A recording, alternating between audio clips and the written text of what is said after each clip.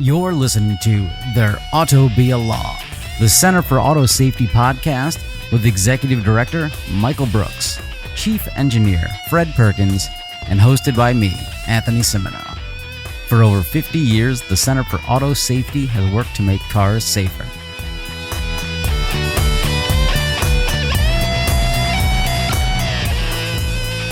Hey listeners, welcome back to another episode of There Ought to Be Automatic Emergency Braking Requirements.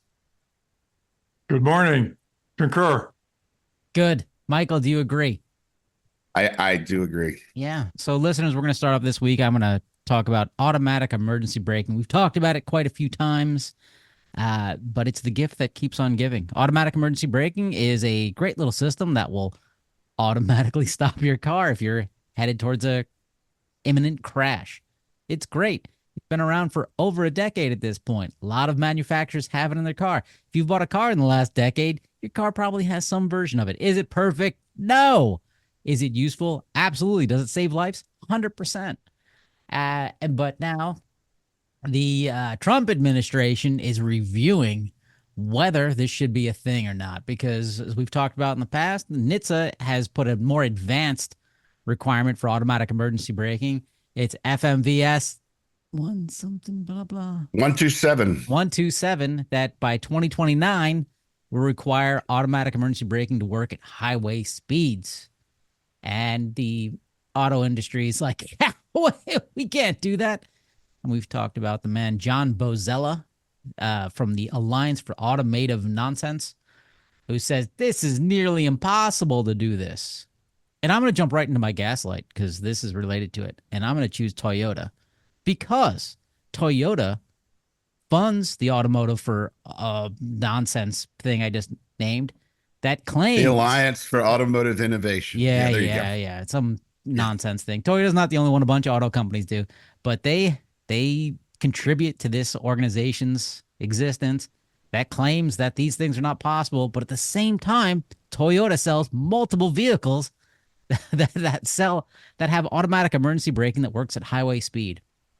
So I contend either Toyota is committing fraud or this is just all BS.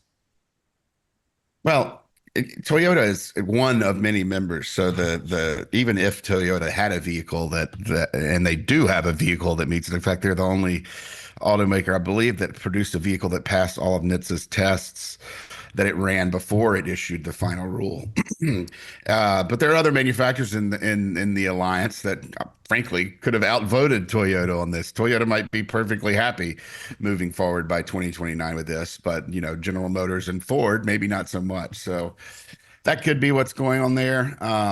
But nevertheless, it stands. Toyota has a vehicle that it's one of their. I think it's a Corolla. I was looking at this last week, but I forgot the exact model. But it's a model that is costs between the mid-20s to the mid-30,000. So it's a relatively low-cost model. Because what I looked up, it was that the 2022 Prius Prime does this, and they have like the current Corolla hatchback has this.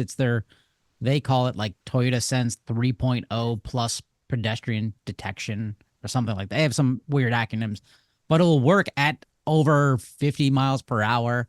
And we'll do pedestrian detection even at night. Again, how effective.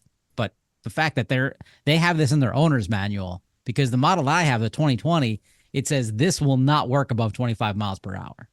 But since then, they're like, yes, this will work. Yeah, and you even see, I believe, if you look in the owner's manuals, and I believe this was in the Wired article that we'll link, they have maximum activation speeds listed for automatic emergency braking, and they looked at Toyota, Hyundai, and other manuals, and Toyota is showing activation at up to 112 miles per hour. Hyundai is up to 124.27 miles per hour, very specific. Right. So we know that there are vehicles already out there that are capable of doing this. They seem to be claiming, beyond the claim by the Alliance that the technology, it's impossible to do this with available technology, which is utter bullshit. There are also claims that consumers are going to be very are going to be frustrated, extremely frustrated by them putting technology into vehicles that meets the standard. I say better frustrated than dead, but that's our opinion, I suppose. Um, but it's just really sad that after we're looking at this will be. I mean, they've been putting automatic emergency brake into vehicles in some form since around 2005. So I mean, it's going to be they've had 25 years to get this stuff up to the point where they can put it into vehicles. They've been selling it for 20 years essentially as an option. And NHTSA's coming in saying, hey, we just want this to be standard. We want you to put it in all vehicles because frankly, everyone deserves this protection. And we want it to work at actual speeds where we see the most incidents. And you guys are out there touting this technology and touting the safety benefits of it. Meanwhile, it's only working up to 25 miles per hour in most of your cars. We're going to make you do better. The technology's available. You got 5 years to do it. And, as the time approached for, the administration to change, and we saw that there was going to be, less favorable attitude towards regulation of the new administration, the alliance said, well, we're just going to play off of this and eliminate this problem and, make a lot of money on this as we have been doing for years without making it work and without putting it into every vehicle. So this is just a very bald-faced, profit-centered motive that the industry is using to try to force the government to back off of requirements that frankly the industry has plenty of time to meet and are technically feasible and could save hundreds if not thousands of lives and prevent tens of thousands of injuries. So it's very disappointing, but it is, big business gets what they want in America these days. Yeah. From the Wired article we're linking to, quoting, the per capita crash death rate is 3 times higher in the U.S. than Ireland, Norway, the U.K., Germany, or Japan. Only those living in Costa Rica and Colombia fare worse. That's insane. And the article also points out that the big change that's required on this is for most of these manufacturers just due to a software update.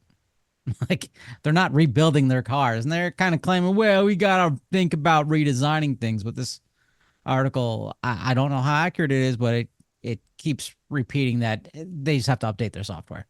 They've got to update their software to work at higher speeds. I don't Well, know. there's more than software, to be fair. There's hardware involved in this as well, and communication links and yada, yada, yada. So there is some development involved in it. But the fact is that technology is there now. Also, it's a little bit of a subtlety. The industry likes to discriminate between AEB and PAEB. So AEB is basically vehicle oriented, and PAEB is for personal or pedestrian automatic emergency braking. In particular, one of the requirements that's coming is that cars will be able to avoid and not kill pedestrians in the dark. That's challenging, but it's been demonstrated in at least one vehicle already. So I think the only people who would be frustrated by this technology are those people who are actually trying to run somebody over and find that they can't. That's a really small population. I don't think they should get in the way of the rest of us who would see only benefits. So maybe they just need to change the marketing on this and say this is an anti-terrorism feature for your car. This will prevent terrorists from running over crowds of people. That's a good idea. Fred likes it. Michael votes no. There's a couple of things also I think are worth noting around what the National Highway Traffic Safety Administration is doing here. The final rule that created Federal Motor Vehicle Safety Standard 127, which is automatic emergency braking for light vehicles. Just to give you the full title there, that requires automatic emergency braking, pedestrian automatic emergency braking, and forward collision warning on these vehicles. What the Trump administration is doing is delaying the effective date of a November version of that that granted petitions for reconsideration, partially granted some petitions for reconsideration from the industry, and made some minor adjustments in the rule. It looks like, that the Trump administration is trying to go back and review that decision, not the main rule that came out in May. We're going to see how that develops, but there's some serious legal questions about what they can actually do in regard to the original rule that was created in May. That's something that's important to point out from the Federal Register notice that came out on this. The other thing that is impossible to miss is the name of the new chief counsel at NHTSA, which is Peter Simshauser. If you look into his previous history, his last job was as counsel with Motional.ai.com, which makes driverless vehicles. Shocker there, right? Someone from the industry coming directly into the top legal job at the National Highway Traffic Safety Administration. And another thing to keep an eye on, not unusual, particularly in Republican administrations, from agencies to bring in people directly from industry. I know that many years ago when I started at the center, the Chrysler's chief counsel was brought directly into NHTSA as the chief counsel and even served as the deputy administrator for some time. So this is the kind of thing you get when you put people in charge who really favor corporate profits over saving lives. I'm going to disagree. I think this is unusual in a Trump administration because this person, I looked in their background, they have zero experience being on reality TV. Oh, well, yeah, and I didn't work at a casino either. They didn't work at a casino, didn't work on reality TV, and were not a television commentator. And they weren't into professional wrestling? No. So how did they get this job? It doesn't make any sense. Because the new head of the Department of Transportation, Sean Duffy, is a former reality TV star. We're all going to die. Sean Duffy he is the head of the DOT, and he says that he would focus on improving aviation and highway safety. He thinks that highway safety is very important, and that he's going to let NHTSA continue their investigation of Tesla's full self-driving. I don't believe either of those things, but I could be cynic. I don't know. Well, I mean, I believe most of our listeners are probably aware that nominees to run agencies in the process of confirmation will say almost anything to pass muster for their confirmation, and then are free to do whatever they want while they're actually in the position. So while for the most part, we haven't heard incredibly negative things about Duffy, I think, compared to some of the folks that have been nominated for other positions running agencies in the federal government, he does have some experience. He did serve in Congress. He served, I believe, also in some local capacity in Wisconsin. And so, there's maybe he's going to follow up on his pledge to allow NHTSA to investigate Tesla and the rest of the automakers freely. But, ultimately, a lot of this is going to come down to who's running NHTSA and where they came from, because it's the administrator at NHTSA that, in consultation with the secretary, sometimes is going to be the one determining whether recalls are allowed to proceed against Tesla if the agency decides there's a safety defect in full self-driving, which they should. So we'll see how that works.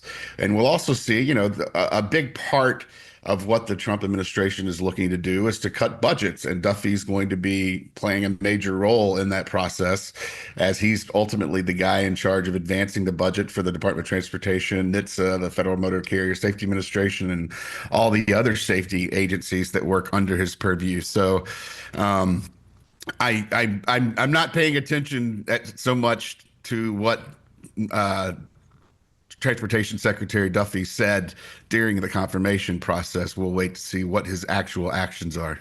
It's 2 votes for cynicism. Well, we should also note that the last round of Trump and budget cutting resulted in an extraordinary expansion of government spending and an explosion of government debt.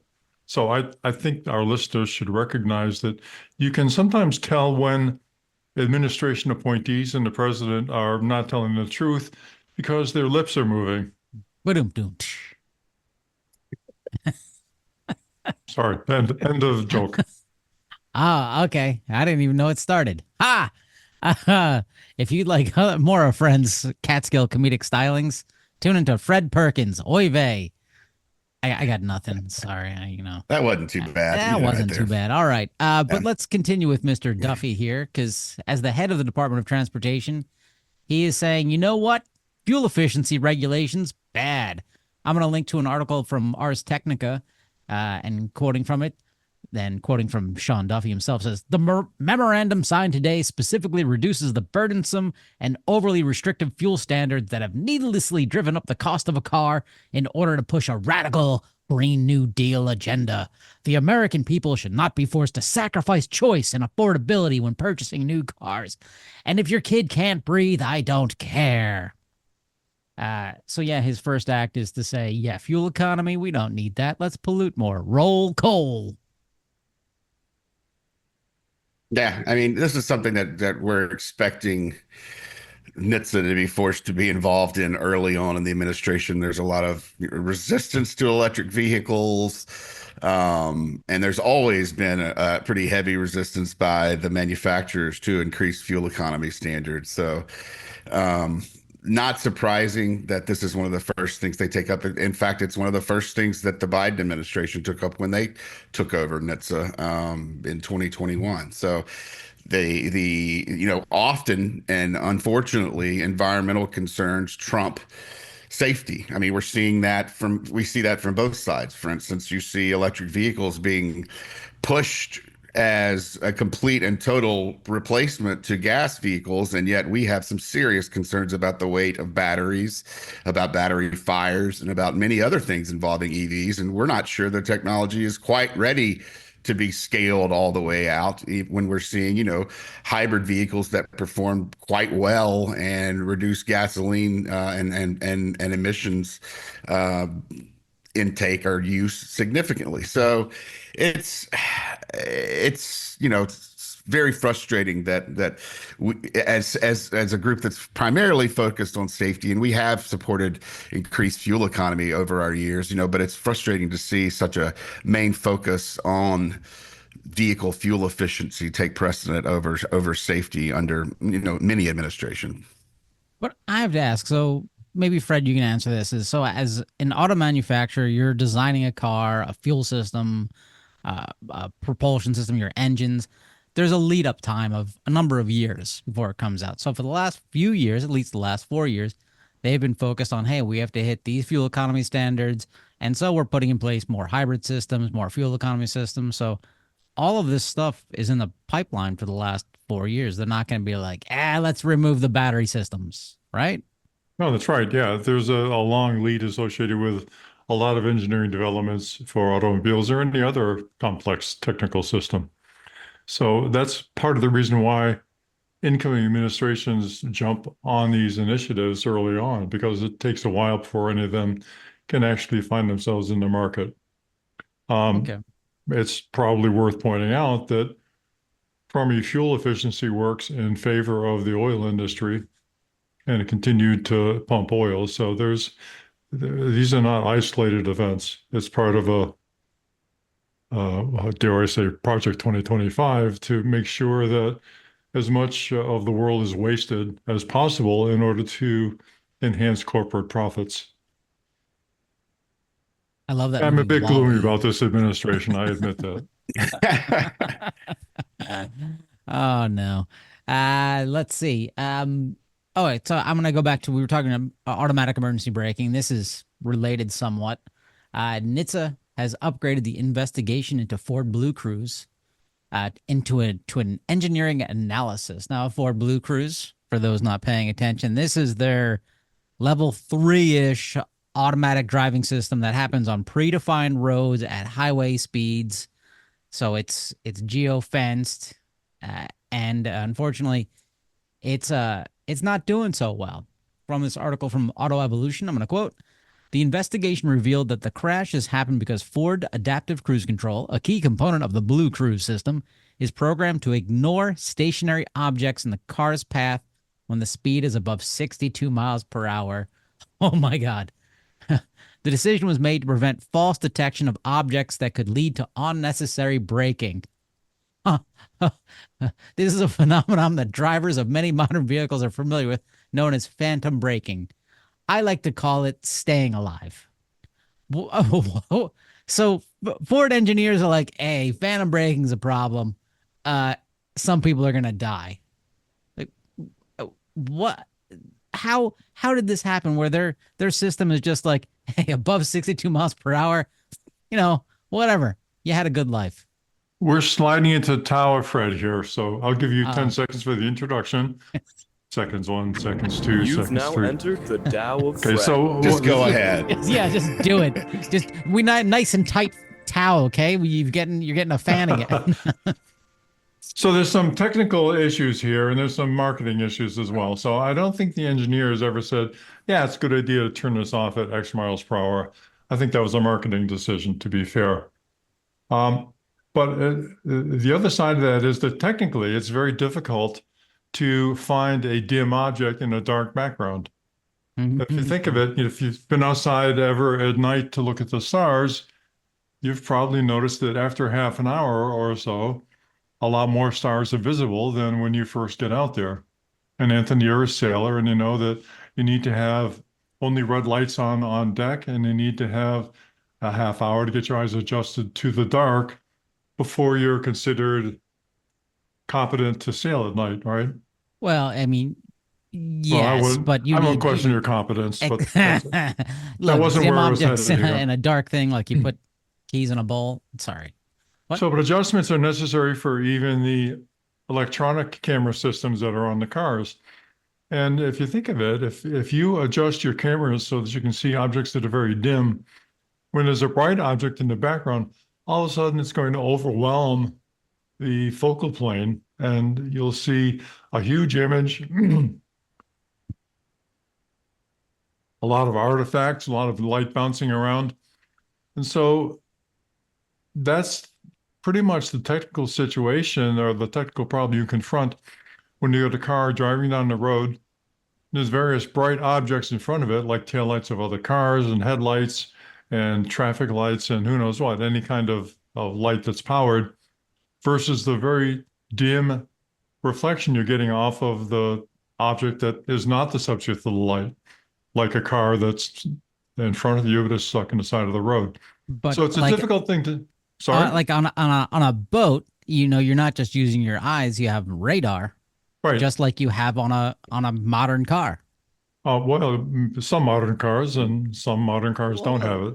If you're a But- Ford Blue Cruise, you definitely have radar.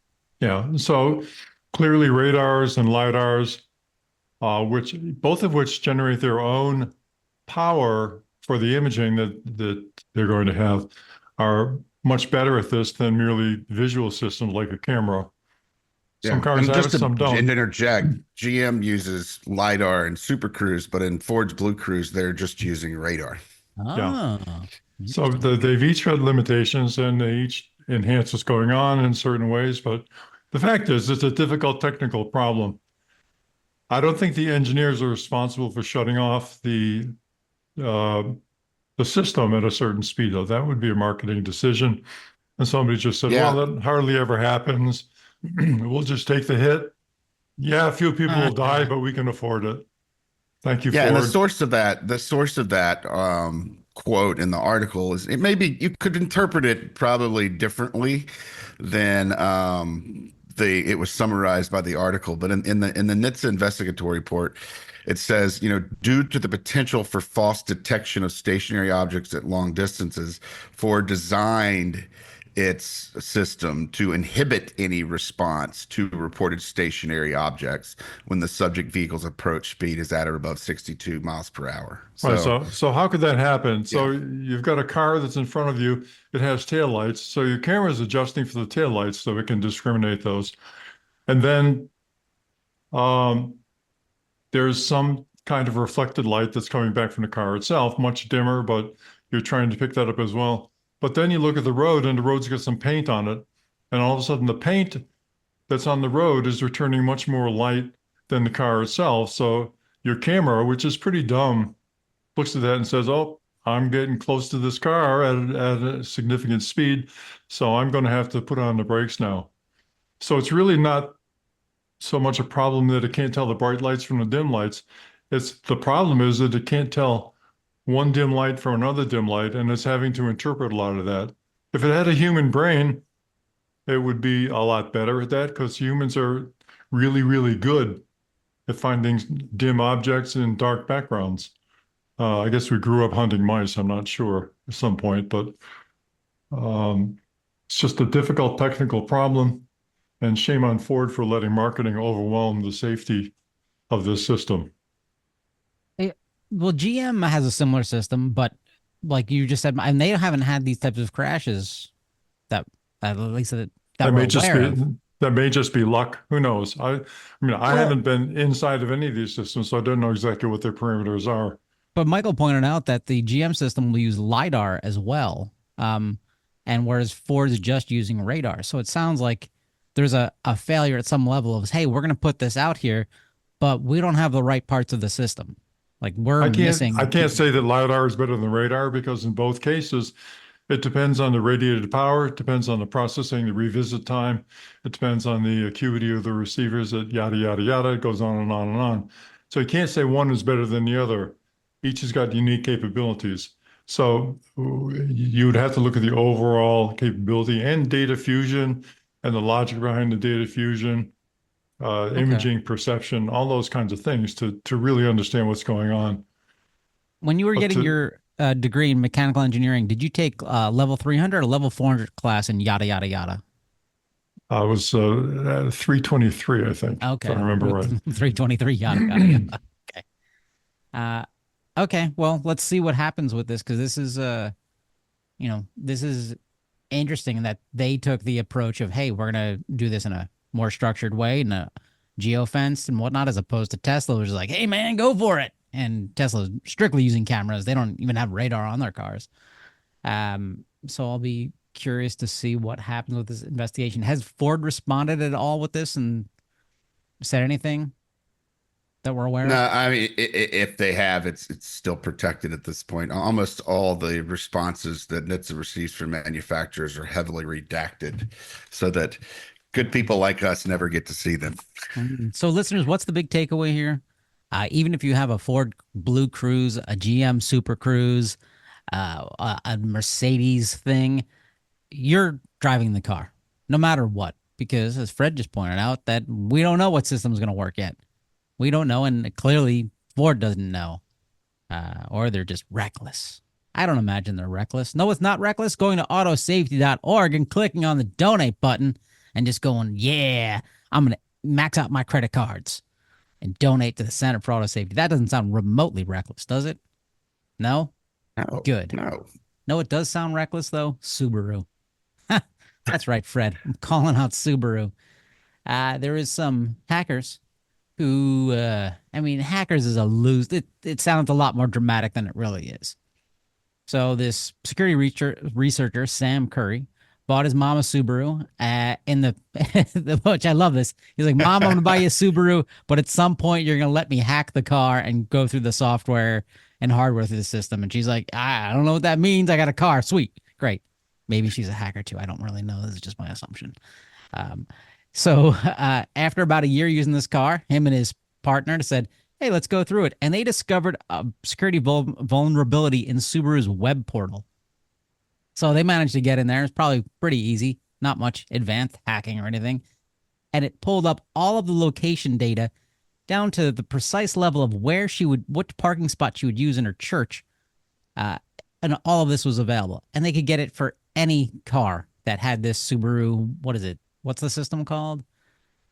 Starlink. Starlink, Subaru Starlink. And it mapped out all of this data. And I don't think Subaru's responded why they keep this data and how long they keep this data for. What's the point of it? So Subaru's watching you. They're watching you, Fred. Well, I've I got mean, I this. think not. I've got the 2020 Subaru Outback. It came with Starlink. I've never paid for it. It's an optional service. So it's not clear to me whether because I'm not paying for it, they're not recording data. But what was interesting is when I originally got the car, I could go through the touchscreen and find the spot where I eliminated sending data to Subaru. So it had the option of doing that. But they went through a major software update a couple of years later, and that option was eliminated. I no longer can find that on my screen. So that was kind of interesting. But the Starlink's an odd service because if you have an iPhone, there's nothing the Starlink does that your iPhone won't do. And I could never clearly see why anybody would want that. But nevertheless, I don't use it. Car seems to run perfectly well, and I've lived to tell the tale. Mhm. Michael? Yeah, one of the, beyond the location data here, which is obviously, a concern of one type, they were also able to hijack the vehicle's ability to unlock the car, honk the horn, start the ignition, and you could reassign the control of those features to any phone or computer that the hackers choose. So, that's a probably as great a concern as the location issue with these is that anyone can effectively come in and take control over some basic features of your car, including starting the ignition while it might be parked in a garage somewhere. That creates a pretty significant safety hazard. We should point out that Subaru has said they fixed the problem. We don't know. We haven't seen that verified anywhere, but to give them their due, they did adjust the software and put a patch in place. Right. And we have no idea what other auto manufacturers have the same sort of vulnerabilities. But more importantly, there's no laws around what can limit these companies from tracking any data they want. So short Right. of wrapping your entire car in a large colander, I think the law needs to come in place here. And, Oh, and we yeah. don't recommend the colander approach. That's clearly not going to be safe for anyone. I mean, it's not extra crash protection. Well, I mean, I'm thinking of the people outside the car too. It's, Oh, giant colanders going down the road doesn't sound. it sounds Well, we amazing. know we have to remember that we now live in a world in which women can be uh, prosecuted and put in jail for seeking medical care.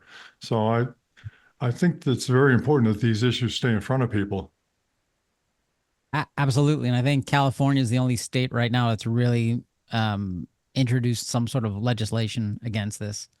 But maybe it would happen at the federal level. Or maybe I'm naive. I like that they can remotely honk someone's horn because I don't know if anyone's ever been in a car where I don't think this happens in modern vehicles, but in older vehicles where there'd be a short in the wiring and you're driving down the street and the car horn is just that's a fun time. That's when you're a kid, you're going, oh, I wish I was adopted. Why am Yeah. I being raised by such poor people? Okay, time for a fun Fred story. So when I moved to Denver back in 1978, I had a Ford Pinto that was barely moving, and the only way the horn button stayed attached to the steering wheel was by virtue of duct tape, which is a perfectly fine solution. Being an engineer, you rely on duct tape. And then in the middle of January, all of a sudden in the middle of the night, somebody's damn horn started honking. And it would honk for about 5 minutes and then it would go off for about an hour and then it would come on again for 5 minutes. Now, what the hell is going on? Who is this damn person? And and then I went out one day and the tried to honk the horn for some reason and it didn't work. So I chased it down and somebody had disconnected the horn wire. And so what was happening is that at night the duct tape was contracting because it was getting colder and it was making the contact. As the electricity went through, it would heat up the horn button and the duct tape so that it would loosen again and the horn would go off. So I made myself very popular with my neighbors and it was a little bit humbling, but kind of fun. Oh, great. Fred hasn't been allowed back in the state of Colorado since the 70s. Oh boy, oh boy. Hey, let's talk enforcement, traffic enforcement, things of that nature. I think we got some fun articles there. So one Michael sent us is about New York City and their speed camera reports. And New York City claiming the speed cameras are great and they're wonderful.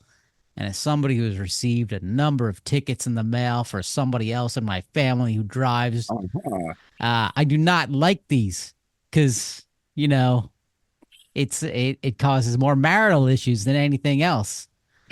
You Uh-huh. know, why are you going 35 on a 25? Because it feels really slow. I get it. But this is actually an interesting report where New York City put out a lot more speed cameras. And it's saying since it's done this, the daily violations at speed camera locations have decreased 94% since the start of the program in 2014. 74% of drivers receive no more than one or two violations per year. Oh, I wish I was them. Uh, but yeah, it looks like just doing this is a good thing. And I like this because really you shouldn't have police pulling people over this stuff. Just seems very inefficient and wasteful. Just send people a nice little Polaroid. Hey, this was you.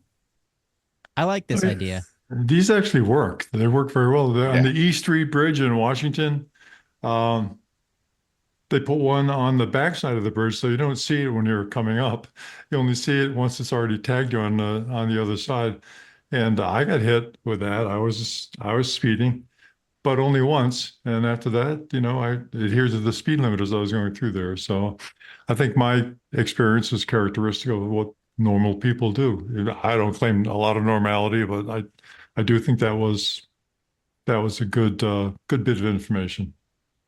Yeah, and there's it's a great report from New York City. I mean, they go through a lot of the data from the past few years, and it shows, at the time when they started the program, I think it was in 2014, each camera was putting out somewhere over 2,000 liability notices or tickets per day.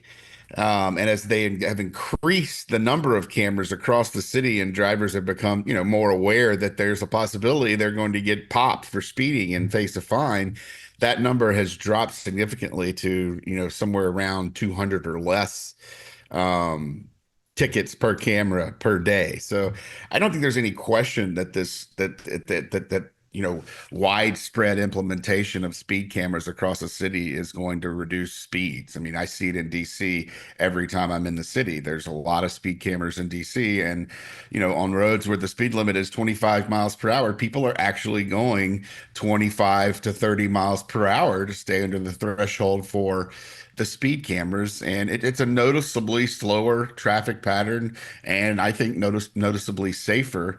As we've discussed in the past, one of the problems with this system is, in DC in the past, has been the actual enforcement. You'll have people who are racking up fines on speed cameras and who aren't being hauled into court or having their license taken away from it because of that.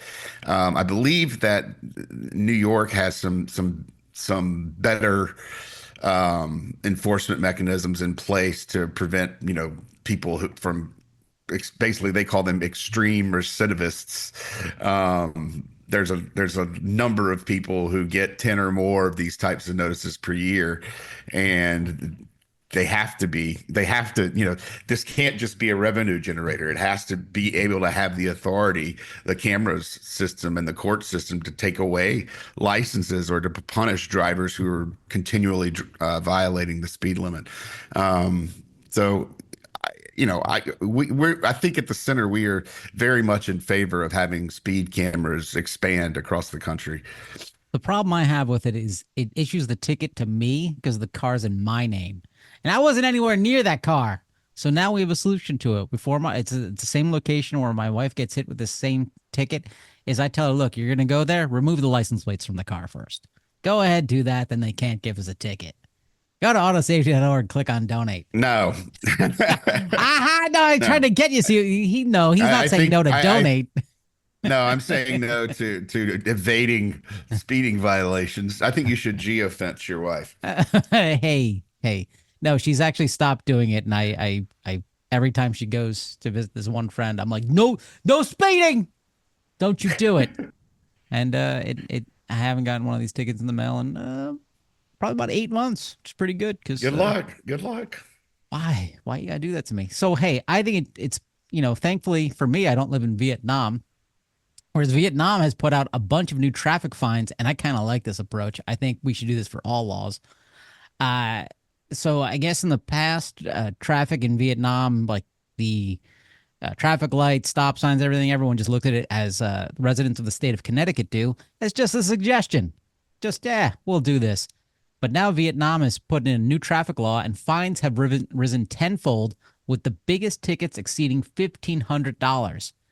That average citation tops a month's salary for many, and that's more than enough to change behavior.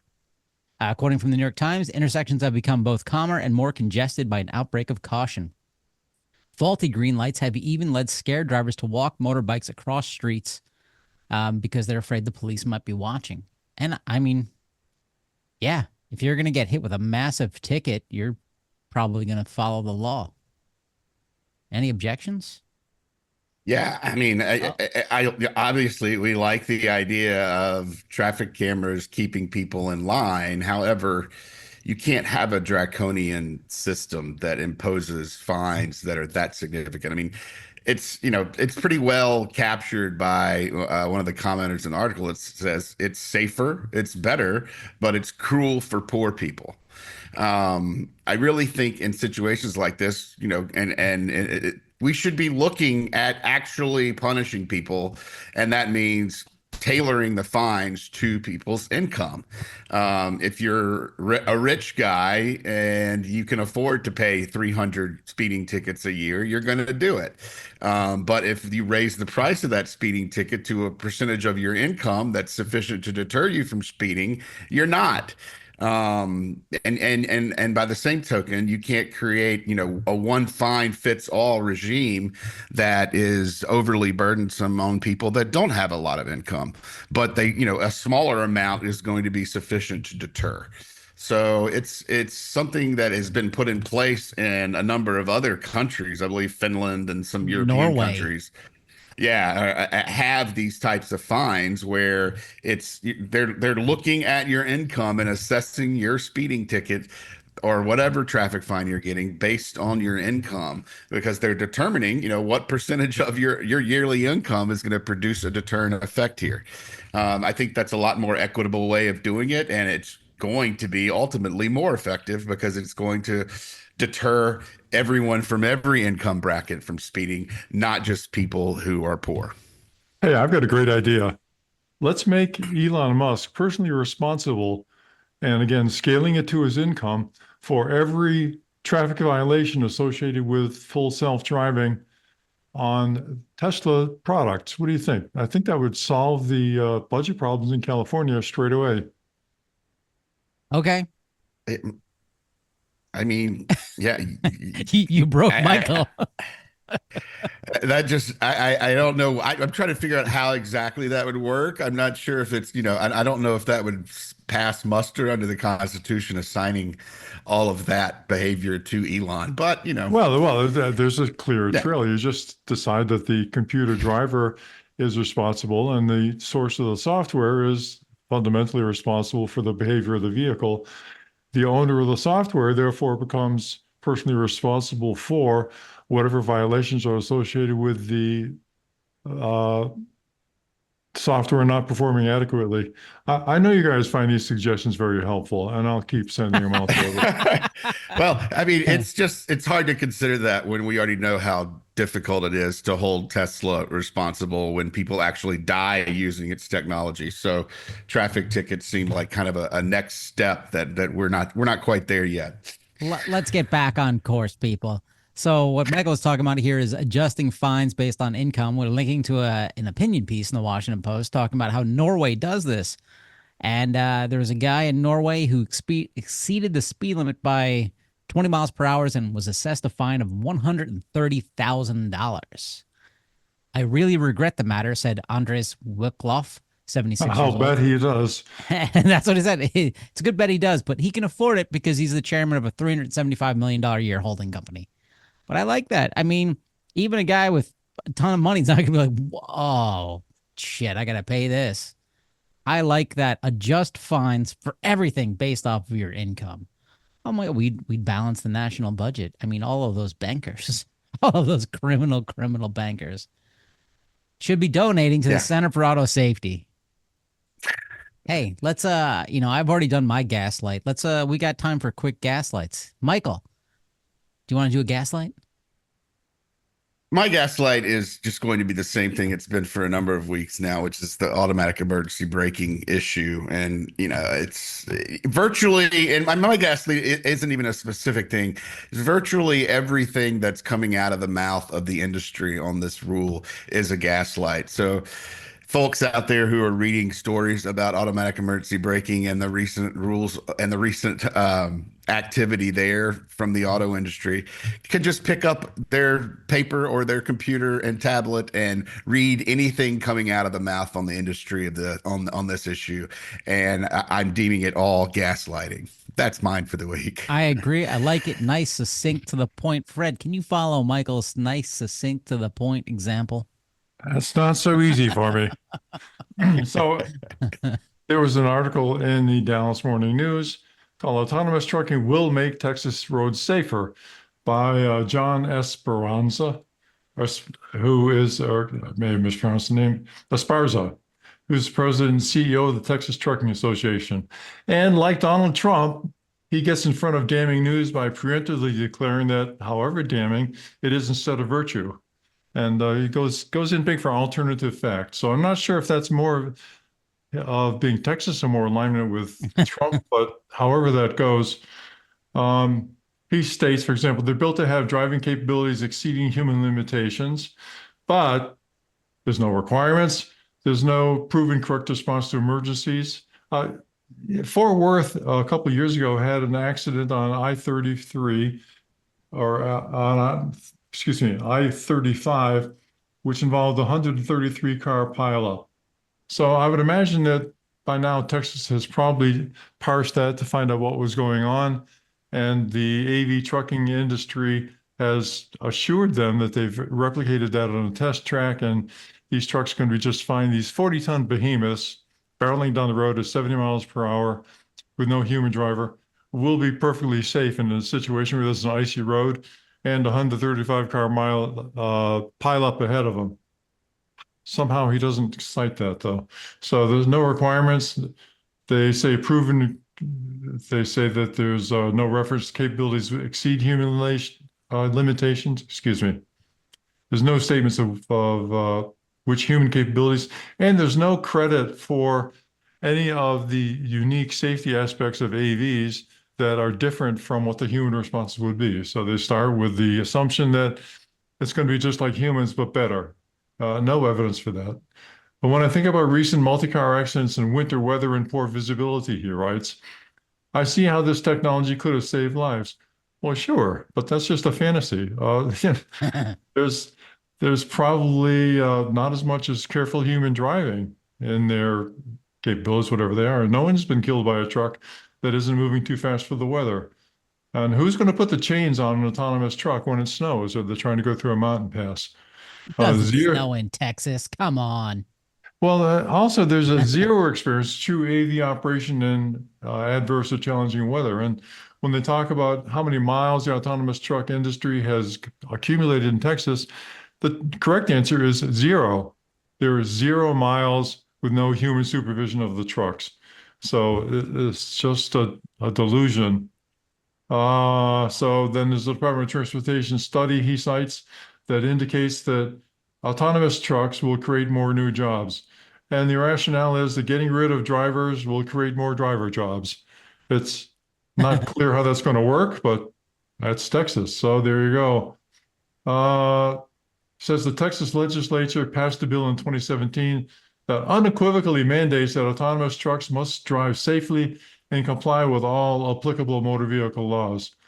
So Michael and I did a little bit of looking into this, and we can't find the word safely in any of those regulations. And the only requirement that's in there is that autonomous trucks have to subscribe to the same motor vehicle laws as human-driven trucks without any consideration of their unique characteristics. And we've talked about there's issues with software and data protocols and hardware before, single event upsets, all the kinds of things that don't really apply to human behavior. But here's where it really the nexus of this revolves around this statement, I think. Trial attorneys have spent decades suing Texas's freight industry and lawsuits that have become known for their nuclear verdicts, bankrupting mom and pop trucking companies, eliminating jobs, and hurting the Texas economy. But Michael, each of these suits that were won were hard fought and agreed to by juries or judges, right? So what he's really doing here is advocating that the trucking industry should have two classes of people, one that includes him and can injure or kill the others without consequences. I don't see that as part of a rationale for why these AV trucks are any better than anything else, unless you assume that the AV trucks will continue to be immune from public safety laws and consequences of their actions. And that's about it. But it goes on and on. With time limitations keep me from saying anymore. But Mr. John Esparza, congratulations. You've got my Gaslight of the Week award.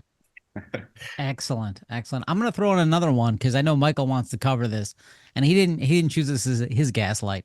This is a nonsense article we're going to link to from Forbes titled "The Waymo Vandalism Incident: A Wake-Up Call for the AV Industry." This is a weird article written by an odd person that basically is like, "Hey man, stop like vandalizing these self-driving cars. It's like not like who's going to stand up for the robo-taxis?" It's if you're having trouble with your digestion, this is a good way to waste some time. But Michael, the person who wrote this, you gave me some background on this. What do they do in their normal life? Well, in their normal life, they are basically an industry. They support the AV industry to the extent that they even write children's books trying to introduce children to the idea of safe autonomous vehicles. But the article is presented as kind of it's kind of this breathless, we need to protect the robots style of writing because they're getting paint thrown on them, which in my opinion is kind of silly. I think we need to be a lot more concerned about the reason why people are throwing paint on them, because they're blocking streets and preventing ambulances from getting where they're supposed to go and doing all other sorts of nonsense where they've been deployed so far. So it's very odd selection by Forbes for an advocacy piece. I don't think too many of us feel sorry for the autonomous vehicles that have been vandalized. That's something that's probably expected. I don't think there need to be more federal or state laws around that, as the author called for. There certainly need to be more federal and state laws around safe deployment of these vehicles. I mean, vandalizing cars is an American sport. I vandalized my neighbor's car the other day because it was covered in all sorts of like salt from the road. So I wrote on it, "Wash me," and I drew a little butt. All right, Anthony, you are such a radical. Unbelievable. I know. Yeah, so our gaslight there is Forbes. Forbes, we'll let anybody publish. It's true. Let's jump into recalls. How's that sound? That sounds like time for the recall roundup. Starting off, Chrysler, 6,066 vehicles. The 2016 to 2019 Ram 3500, the Ram 2500, the Ram 1500. So many, the 3500. So many Rams. A cab inflator rupture may result in compressed gas rapidly escaping from the inflator and material potentially being propelled into this vehicle. Oh my God, that sounds horrible. What is a cab is capitalized? What is a CAB inflator? Anybody? CAB inflator? I don't know Oh, what that curtain is. airbag. There we go. Okay. Oh God. Wait. Oh, so the curtain airbag inflator may this just sounds like Takata type stuff. May result. Yeah, Ooh. it's definitely sounds similar, because what you're seeing is moisture intrusion into the inflator, which is something that was that happened in Takata. But it looks like there was, this is something that was due to particular inflator lots that were somehow exposed to a very high level of moisture during their or before installation. So it's probably a different a slightly different cause, although we're not totally sure. It's hard to tell from the limited information that's been sent in by Chrysler whether or not or exactly how big this problem could be. But it looks like owners are getting new inflators. They're going to get an entirely new airbag module, and fairly soon you should be hearing about this if you own one of these vehicles in mid-February. Next up, Chrysler. 63,082 vehicles. The 2017 to 2019 Jeep Cherokee. Loss of park function can cause a vehicle crash without prior warning. That's not good. A loss of motive power can cause a vehicle crash without warning. Uh-oh. This is the PTU assembly, the power transfer unit. Yeah, this one is interesting because this is the 2017 to 2019 Jeep Cherokees, and so they have a power transfer unit that basically was built with what they're saying an improperly seated input shaft snap ring. All right, and so they started building the vehicles with this part in October of 2016, and then they built them through February of 2019. And at that point, they said, "Oh, we figured out there's a problem here. We're going to replace this part in production." And now, 6 years later, after they replaced it in production, they're saying, "Oh, well, we need to get back and do a recall on this." Well, I wonder how many of these 2017 to 2019 Jeep Cherokees have left the roads permanently since then. And I wonder how much more this recall would have cost them had they done it at the time they knew that the part was needed to be replaced in production. I'm a cynic, I get it. And I look at these things with kind of a fine-tooth comb and say, why didn't they do this? Maybe they had a good reason, but it sure looks suspicious to me, a company that has never exactly been a great performer on the recall stage, pulling things like this, where you see a long gap before owners are going to receive a remedy. I mean, if you own one of these vehicles, you've essentially been driving around with a safety defect for 6 to 8 years without them letting you know about it while they changed a part under the covers in their factory. So that's disappointing. Owners are going to hear about this. If they haven't already, it looks like they're going to hear about it in the next couple of weeks, but the remedy is still under development, so it may be a delayed rollout for this recall. It's tough for the American auto industry to compete. Next up, General Motors. 2,890 vehicles. The 2025 Chevrolet Equinox EV. A defect related to motor vehicle safety exists for all-wheel drive vehicles. Incorrect software calibration in the brake control module prevents the vehicle's adaptive cruise control feature from braking the vehicle as designed. That's not great, but thankfully it's a small number. But again, how many of these have they sold, though? Yeah, it's a small number, I believe, because it's the Equinox EVs, and it's also the ones that aren't equipped with GM's Super Cruise. So it's a kind of a subpopulation of the Equinox EVs. But basically, there are certain situations where the brakes are not going to be applied while you are in the adaptive cruise control, which it's very important that brakes are applied in those situations because, as we know, while people are in adaptive cruise control, they're more likely to be distracted and not engaged in the driving task. And so when the adaptive cruise control fails to brake, that significantly increases the chance of a collision, or the driver basically aren't going to be able to have time to sufficiently brake before a crash. So it looks like, yep. I was just going to say, this is a great example of safety critical functions that are embedded in software that are not inspectable by human beings. So as we've said in the past, there's got to be a way for safety inspections to include safety critical functions that are in the software and in the computer, and that are simply not available to humans looking at it. Think of this failure for somebody who's used to using this device. They go down the road, they set the cruise control, somebody slows down in front of them, instant accident. unless the automatic emergency braking, which the same company is now trying to get out of the regulations, has kicked in. So these different situations all compound to the detriment of passenger safety. I guess that's why we're here, right? Right. And if you're in the driver's seat, no matter what your car tells you, you're the one driving the car. Next up, Ford, 1,490, 149,000, a lot of vehicles, almost 150,000. 2021 to 2024 Ford Broncos. The long flange range.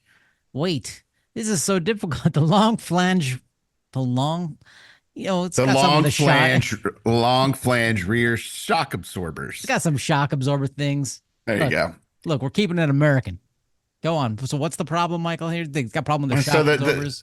The shock absorbers get corroded in a spot between. They have an external reservoir on there, and then they've got a mounting flange and a damper body. And what happens is there's corrosion. The external reservoir can drop off the vehicle. So they're concerned about a couple things. I think they're concerned about hazard to other road users who might be struck by the external reservoir, and also, there's an increased risk of crash due to the effects of effectively losing your shock absorber. But that's mostly bumpy stuff. I think what they're most concerned here are people getting struck or other vehicles having to dodge a part of the vehicle that's fallen off. This one looks like it's going to be completed in a slow manner as well. That's noting that the remedy is still under development. So Ford's investigation, even if you get your letter in early February, is going to be continuing as to how they're going to fix this problem. So it may be quite some time before you actually have a remedy. They haven't even explained what the remedy is going to be yet for owners of these vehicles. And if you happen to be Jim Farley, we'd love to have you on the show as a guest. Next up, Ford, 272,817 vehicles, 2021 to 2023 Ford Bronco Sport. And the Ford Maverick.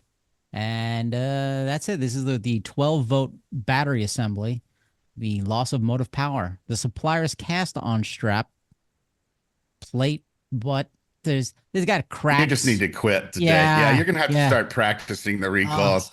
These ones are so difficult. It's got a 12-volt battery, and it experiences, due to, they're not totally clear about what it says, it experiences internal weld and or cast on strap failures, which can lead to sudden battery degradation while driving. That's the first time I've ever heard of sudden battery degradation. Now you know my struggle. Fred can illuminate us on what exactly that means, but it says if it suddenly degrades during a drive, it basically can lead to a vehicle that can't restart or stalls in the middle of the road. And also, something very important, you're going to lose 12-volt accessories. That could be hazard lights. I'm not sure if that's going to be your stop lamps or tail lights or not. They don't note that here, but you're definitely going to lose anything in your vehicle that's powered by the 12-volt battery. Well, what it means is that Ford put a shitty battery in originally. And they never tested it adequately to find out if the damn thing was going to fail prematurely. So that's fundamental. Any more details you need? No, I think that sums it up perfectly. All right. Yeah, I got it now. All right, last recall from Kia. Oh my God. Oh, it's Kia America though. 80,255 vehicles. The 2023 to 2025 Kia Niro EV, the Niro hybrid, same years, plug-in hybrids. The floor wiring assembly located underneath the front passenger seat contains wires which control certain vehicle restraint systems. Oh, so you slide your seat back enough and it's going to damage the wires. Oh, and that could cause the airbag not to work. This is a head shaker. Yeah, this is a head shaker. I mean, we've seen recalls like this before, and every time I'm just going, how do you design a vehicle where moving and adjusting the seat forward and backwards is going to in any way contact electric components that are responsible for deploying airbags and pretensioners? It makes no sense to me how you can't design a vehicle that avoids that problem. Fred, how would you design a vehicle that would do that? Well, being generous. Asshole designers. Hey, and with that, that sums up this week's episodes. Thanks so much, listeners. The next 2 weeks, we have special episodes we've pre-recorded with our guest, Bill Copeman. They're really good. Bill goes really deep into some good stuff. So pay attention, listen, enjoy those, share with your friends, like, subscribe, donate. Thanks, everybody. Thanks for listening. Bye-bye. For more information, visit www.autosafety.org.